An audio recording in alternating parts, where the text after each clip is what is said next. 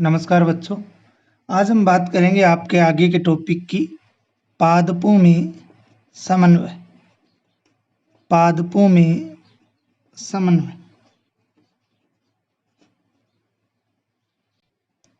पादपों में समन्वय की बात करेंगे। देखिए, हमने पहले जंतुओं में समन्वय और नियंत्रण की बात की थी। तो हमने जो मुख्य भाग था ब्रेन, जिसकी हमने लास्ट वीडियो के अंदर बात की थी ब्रेन की, और इसके प्रकार भी हमने जो है उनकी भी विस्तार से बात कर ली थी। 3 प्रकार थे, उनकी भी हमने क्या है विस्तार से बात जो है वो कर ली थी। ठीक है, फोर ब्रेन, मिड ब्रेन और हिंड ब्रेन। इसके अलावा मस्तिष्क की सुरक्षा जो है वो खोपड़ी के अंदर जो है वो सुरक्षित रहती है ऊतकों द्वारा। इसके अलावा रीढ़ जो मेरुरज्जु होती है उसकी सुरक्षा किसके द्वारा? रीढ़ की हड्डी द्वारा की जाती है, जो कमर के अंदर उपस्थित रहती है। आप लोग पीछे अगर हाथ लगाओगे तो आप लोगों को पता चल जाएगा। वो मेरुरज्जु की सुरक्षा करती है कौन? कशेरुकदंड या फिर रीढ़ की हड्डी। पादपों में समन्वय की बात करते हैं प्यारे बच्चों। तो देखिए, जंतुओं की तरह पौधों में जो तंत्रिका तंत्र है, क्या भाई? नर्वस सिस्टम है। हमने नर्वस सिस्टम हम लोग पढ़ के आए हैं, क्योंकि हमने शुरुआत में जंतुओं के अंदर समन्वय पढ़ा, तो उसमें तो क्या था? तंत्रिका तंत्र थे। इसके अलावा जो सेंसरी ऑर्गन्स थे अर्थात स्वेंदी अंग थे। 5 प्रकार के स्वेंदी अंग हम लोगों ने पढ़े। कौन कौन से पढ़े थे? एक तो पढ़ा था आँख, एक पढ़ी थी नाक, एक पढ़ा था कान, एक पढ़ी थी त्वचा और एक पढ़ा था जीभ। तो ये 5 प्रकार के मानव के अंदर तो क्या थे? स्वेंदी अंग थे। लेकिन इस प्रकार के जो तंत्रिका तंत्र हैं वो, और इस प्रकार के जो स्वेंदी अंग होते हैं वो पादपों के अंदर उपस्थित नहीं होते हैं। किसके अंदर उपस्थित नहीं होते हैं? पादपों के अंदर उपस्थित नहीं होते हैं। लेकिन फिर भी पर्यावरण में परिवर्तन को जो पादप हैं वो महसूस करते हैं। पर्यावरण में परिवर्तन को पादप जो है वो क्या करते हैं? महसूस करते हैं। उनमें तंत्रिका तंत्र व पेशियां न होने के बाद भी पादप जो है वो पर्यावरण में होने वाले उद्दीपन के कारण जो अपनी अनुक्रिया होती है उसको प्रदर्शित करते हैं। अनुक्रिया को क्या करते हैं? प्रदर्शित करते हैं। देखिए, हम लोग तो जैसे हम लोग किसी को देख रहे हैं तो वो आँख की वजह से, कुछ सूंघ रहे हैं तो वो नाक की वजह से, कुछ सुन रहे हैं तो वो कान की वजह से, कुछ महसूस कर रहे हैं गरम ठंडा जो भी वो त्वचा के माध्यम से, स्वाद का पता लगाने के लिए जीभ के लिए। लेकिन पादपों के अंदर ऐसा कुछ भी नहीं होता। फिर भी पादप जो है वो पर्यावरण में होने वाले परिवर्तनों को उद्दीपन के माध्यम से क्या करते हैं? ग्रहण करके उनके प्रति क्या करते हैं? अनुक्रिया प्रदर्शित करते हैं। तो ऐसा किसके कारण होता है? जैसे एक सिंपल से उदाहरण के द्वारा हम लोग समझ सकते हैं। छुई मुई का एक पादप आपने नाम सुना होगा, छुई मुई। देखिए, छुई मुई का जो प्लांट होता है, पादप होता है, इस पादप की पत्तियों को जब छुआ जाता है, जब इसको छूते हैं तो इसके जो ये पादप है ये मुड़ना प्रारंभ कर देता है। क्या प्रारंभ कर देता है? मुड़ना प्रारंभ कर देता है, तथा नीचे की ओर क्या हो जाता है? झुक जाता है। क्या हो जाता है? नीचे की ओर जो है वो झुक जाता है। जैसे मान लीजिए ये छुई मुई का प्लांट है, इसको जैसे ही छुआ तो इसकी आकृति जो है वो अपने आप क्या हो जाएगी? चेंज हो जाएगी, अर्थात नीचे की ओर ये क्या हो जाएगा? झुक जाएगा। तो अगर बात करें तो इस प्रकार से जब इस छुई मुई पादप को छुआ जाता है, किसी प्रकार का कोई सेंसरी ऑर्गन भी नहीं होता, किसी प्रकार का नर्वस सिस्टम भी नहीं है, उसके बावजूद भी ये क्या है? अनुक्रिया जो है वो प्रदर्शित करता है। इसके अलावा अगर बात करें कि जब एक बीज अंकुरित होता है, जब हम लोग जमीन के अंदर बीज बो देते हैं तो बीज अंकुरित होता है, तब जड़ें हैं वो नीचे की ओर झुकती हैं। जड़ें जो है वो नीचे की ओर, तथा तना जो है वो किधर निकलता है? ऊपर की ओर। एक यहाँ पे नोट के अंदर बता देता हूँ, तना जो है हमेशा बीज के प्रांकुर भाग से बनता है, और जड़ जो है वो किससे बनती है? मूलांकुर भाग से। तना जो है वो प्रांकुर से, और मूल या जड़ जो है वो मूलांकुर भाग से बनती है। तो यहाँ पे हमें ये समझना है, जड़ जो है वो नीचे की तरफ जाती है, तना ऊपर की। ऐसा नहीं होता कि तना नीचे की तरफ जाए और जड़ हमेशा ऊपर की तरफ आए, ऐसा नहीं होता है, बल्कि क्या होता है? इसके विपरीत होता है। अब अगर बात करें तो पादप 2 भिन्न प्रकार की गतियां प्रदर्शित करते हैं। पादप जो है वो क्या है? 2 भिन्न प्रकार की गतियां जो है वो प्रदर्शित करते हैं। एक तो करते हैं ऐसी गति जो वर्दी पर आधारित होती है। किस पे आधारित होती है? वर्दी पर आधारित होती है। एक तो ऐसी गतियां करते हैं जो वर्दी पर आधारित होती हैं, और एक ऐसी गतियां करते हैं जो वर्दी पर आधारित नहीं होती हैं। जो क्या नहीं होती? वर्दी पर आधारित नहीं होती। एक तो वर्दी पर आधारित होती हैं, एक वर्दी पर आधारित नहीं होती। तो ये आपको ध्यान में रखना है। बात कर लेते हैं उद्दीपन के लिए तत्काल अनुक्रिया। उद्दीपन के लिए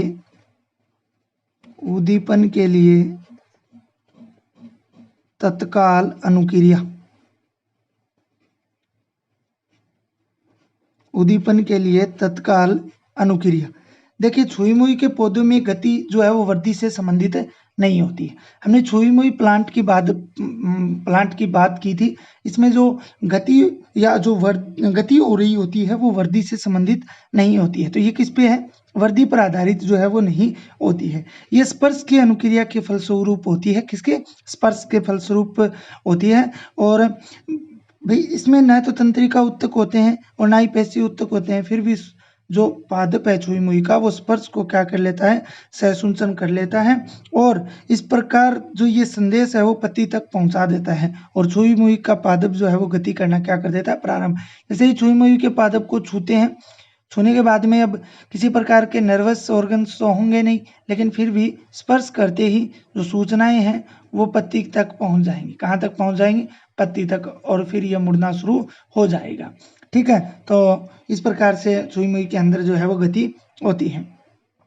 पादप जो है वो सूचना को अगर बात करें तो एक कोशिका से दूसरी कोशिका तक संचारित करने के लिए वैद्युत रासायन साधन का उपयोग करते हैं। किसका?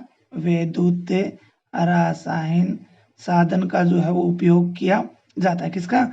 वैद्युत रासायन साधन का जो है उपयोग किया जाता है। लेकिन जंतुओं की तरह पादपों में अगर बात करें तो सूचनाओं के लिए किसी प्रकार के विशिष्ट जो उत्तक होते हैं वो उपस्थित नहीं होते हैं। लेकिन अगर बात करें कि ये इस प्रकार से जो है आकार कैसे बदल जाता है, तो पादप जो है वो जल की मात्रा में परिवर्तन कर लेता है। किसकी मात्रा में? जल की मात्रा में क्या कर लेता है? परिवर्तन कर लेता है। और जल की मात्रा में परिवर्तन करके यह क्या कर लेता है? अपनी आकृति जो होती है उसको बदल लेता है, अपनी आकृति को बदल लेता है, और जिसके कारण उनके फूलने या सिकुड़ने से उस पादप का क्या चेंज हो जाता है? आकार चेंज हो जाता है या आकार बदल जाता है। दूसरी अगर बात करें तो वृद्धि के कारण की बात करते हैं।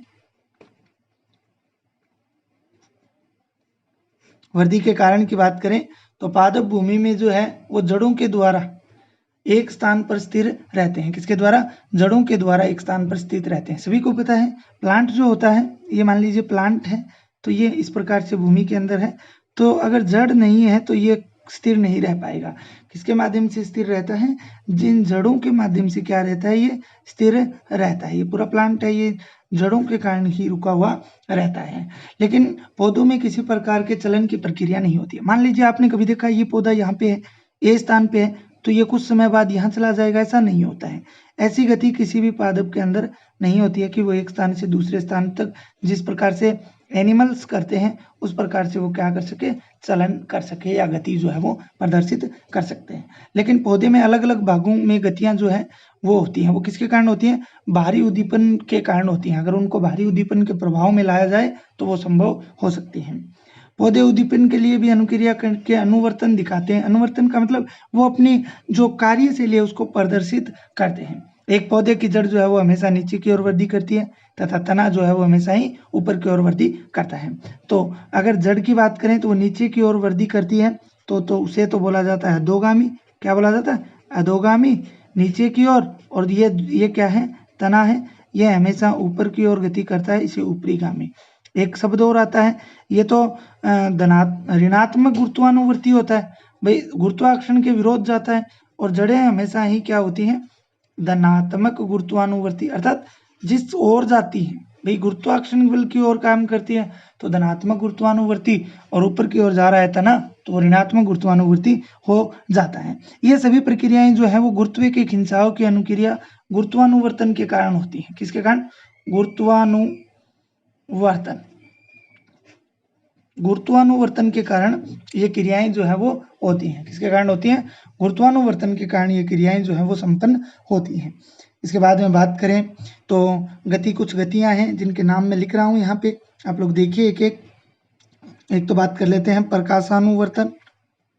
प्रकाशानुवर्तन गति, एक दे रखी है आपके गुरुत्वानुवर्तन गति, एक दे रखी है आपके रसायनानुवर्तन गति, एक आपके दे रखी है जलानुवर्तन गति, जलानुवर्तन गति। ठीक है, ये आपके कुछ गतियां दे रखी हैं। ठीक है, प्रकाशानुवर्तन गति कौन सी होगी? बात करते हैं किसकी? प्रकाशानुवर्तन गति की। तो ऐसी गति जो प्रकाश की तरफ होती है, जो किसकी तरफ होती है? प्रकाश की तरफ होती है। आपने सनफ्लावर देखा होगा, सूरजमुखी जो है वो देखा होगा, वो हमेशा ही सूरज की तरफ, उसका जो ऊपर वाला भाग है वो हमेशा ही किस ओर रहता है? सूरज की ओर रहता है। और जैसे ही सूरज ढल जाता है तो उसके बाद में वो मुरझा जाती है। तो सूरजमुखी का उदाहरण हो गया, वो भी एक प्रकार की क्या होती है? गति होती है। गुरुत्वानुवर्ती, गुरुत्वानुवर्ती का मतलब है पृथ्वी की तरफ या दूर गति। भाई दो प्रकार की बोल सकते हो इसको, धनात्मक और ऋणात्मक। क्या बोल सकते हो? धनात्मक और ऋणात्मक। धनात्मक की बात करें तो वो नीचे की ओर जड़ निर्माण, और ऋणात्मक की बात करें तो वो ऊपर की ओर तनाव। रसायनोवर्तन, भाई शॉर्टकट में बोलेंगे तो रसायन प्लस अनुवर्तन। ठीक है ना? रसायन अनुवर्तन की बात करते हैं तो परागनली के अंडाशय की तरफ गति। परागनली जो होती है इसे इस प्रकार से, ये यहाँ पे परागकण, ये परागनली बनती है और ये इस अंडाशय की तरफ आती है। ठीक है, तो इस प्रकार की गति किसमें आएगी? भाई रसायनों की ओर जो गति करते हैं, किस ओर? रसायनों की ओर। लास्ट है जलानुवर्तन। भाई पानी की तरफ जो गति होती है, जैसे जड़ है वो पानी की तरफ क्या करती हैं? गति करती हैं। तो ये आपकी कौन सी हो गई? जलानुवर्तन गति हो गई। तो ये गतियों की बात कर ली हमने। अब देखिए एक और मुख्य टॉपिक इसी वीडियो के साथ साथ कर लेते हैं कि मुख्य पादप हार्मोनों की बात कर लेते हैं। किसकी बात कर लेते हैं? मुख्य पादप हार्मोनों की जो है वो बात कर लेते हैं। प्यारे बच्चों यहाँ देखिए, मुख्य पादप हार्मोन जो है उनके मैं नाम लिख रहा हूँ। मुख्य पादप हार्मोन जो है उनके नाम बता देता हूँ पहले तो आपको। एक तो है ऑक्सीन, फिर इनके कार्य की बात करेंगे। एक तो ऑक्सीन होता है पादप हार्मोन, एक है जिब्रेलिन, जिब्रेलिन, एक होता है साइटोकाइनिन, साइटोकाइनिन, एक होता है एफसीसी कमल। ठीक है, ऑक्सीन, जिब्रेलिन, साइटोकाइनिन, एफसीसी कमल। जब आप लोग कक्षा 12 के अंदर बायोलॉजी अगर लोगे तो इनको आप लोग विस्तार से भी पढ़ोगे। बात करते हैं ऑक्सीन क्या होता है, किसकी बात करते हैं? ऑक्सीन की बात कर लेते हैं कि ऑक्सीन क्या काम करता है। देखिए ऑक्सीन जो है वो वृद्धि हार्मोन होता है और ये जो है शाखाओं के अग्र भाग पर बनता है। जो शाखाएं होती हैं, ब्रांचेस, उनके अग्र भाग के ऊपर ये क्या होता है? बनता है। इसके अलावा अगर बात करें तो ये कोशिकाओं की लंबाई में वृद्धि करता है, साथ में प्रकाशानुवर्तन में सहायक होता है। किसमें सहायक होता है? प्रकाशानुवर्तन में सहायक होता है। जिब्रेलिन की अगर बात करें तो ये तने की वृद्धि में सहायक होता है। किसकी वृद्धि में सहायक होता है? तने की वृद्धि के लिए ये सहायक होता है। साइटोकाइनिन की बात करते हैं तो साइटो का मतलब होता है कोशिका, सेल। काइनिन का मतलब विभाजन या डिवीजन। तो ये कोशिका विभाजन में सहायक होता है, कोशिका विभाजन को तेज करता है। वह फल व बीज में अधिक मात्रा में पाया जाता है। किसमें? फल और बीज के अंदर अधिक मात्रा में ये पाया जाता है। लास्ट बात कर लेते हैं एफसीसी कमल की। एफसीसी कमल की बात करें तो ये वर्धी सदमन होता है, वर्धी सदमन करता है, वर्धी को रोकता है। पत्तियों का इसके कारण पत्तियां जो है वो मुरझा जाती है। इसे तनाव हार्मोन भी कहा जाता है। क्या बोला जाता है? तनाव हार्मोन भी जो है वो कहा जाता है। इसे क्या बोला जाता है? तनाव हार्मोन भी कहा जाता है। तो प्यारे बच्चों इस प्रकार से हमारा ये पादपों में समन्वय था वो कंप्लीट हो गया है। इसके बाद में हम लोग बात करेंगे जंतुओं में हार्मोन की। तो प्यारे बच्चों आज के लिए इतना ही, धन्यवाद।